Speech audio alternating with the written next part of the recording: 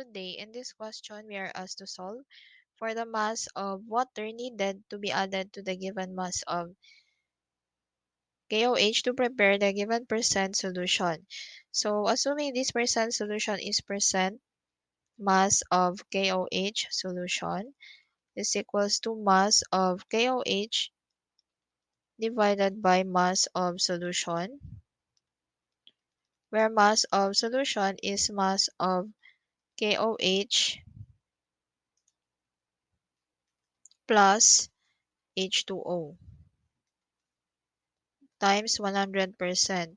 So first we need to solve for mass of solution. By rearranging, mass of solution is equals to percent mass of KOH, which is 12%, divided by 100%,